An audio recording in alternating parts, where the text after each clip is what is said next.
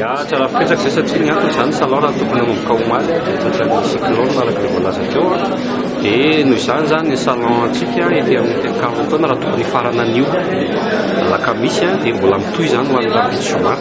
dia zany faharamariana lehibe satria nampina zany ny andro satria fantatra fa tsy afaka nandatsika omaly noho ny cyclone dia mitohizana zany ny salon ka ety amin'ny karotaona ihany fotoana anio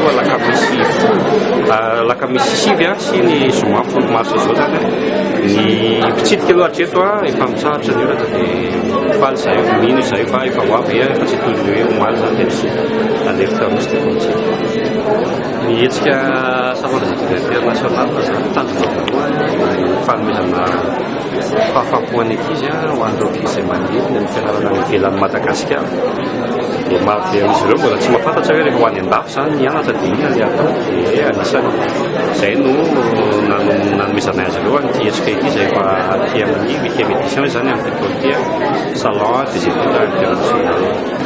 dia ny antom-pisian'ny salon zany moa dia izay ilay famarina izay fanontaniana mihitsy fa ny zavatra voalohany fotsiny tenenina mpikarakara zany dia raha mieritreritra ny amin'ny fianarana ivelan'ny Madagasikara isika mpianatra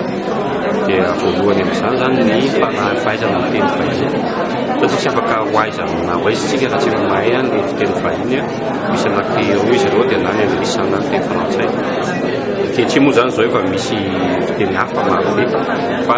zay zany fipetraka voalohany faharoan'izay zany ny fepetra rehetra kosa ny manaraka an'izay tsy maintsy ety amin'ny salon ny fahatarana azy satria samy manana ny fepetra tsirairay avy ny firenena tsirairay mareko fa ny salon des études internationales dia ahitana fandraisana anjara ny firenena maro be izay mampiara-miasan'ny Madagasikara eo amin'ny sehatry ny ambaratonga ambony raha tsy resakantsika tahaka ny hoe frantsay ny amerikana ny indonesiana eo ihany koa ny zareo avy any Inde ny zava-baovao amin'ny taona ity mampiavaka ny salon dia fisiny zareo avy any Angleterre zareo anglisy zany izay anome bourse maromaro ho an'ny mpianatra malagasy dia ny fepetra azahoana an'izay bourse izay nefany dia ity amin'ny salon ny fahatarana azy satria zareo misy fepetra maro isan-karazany ahafahana man'izay bourse izay fa mareko nefa fa misy anisan'izay bourse efa taona ity amin'ity taona taom-pianarana sosorana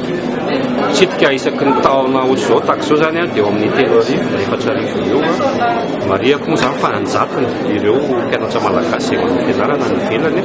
malazako teo fa ny firenena frantsay firenena amerikana fa amin'izao fotoana izao koa efa mahasarika amin'ny mpianatra zany ny mianatra etsy Maorisy izay efa maro be malagasy ary mariako fa sangany ary maro be ireo malagasy sangany zany mianatra etsy Maorisy amin'izao fotoana izao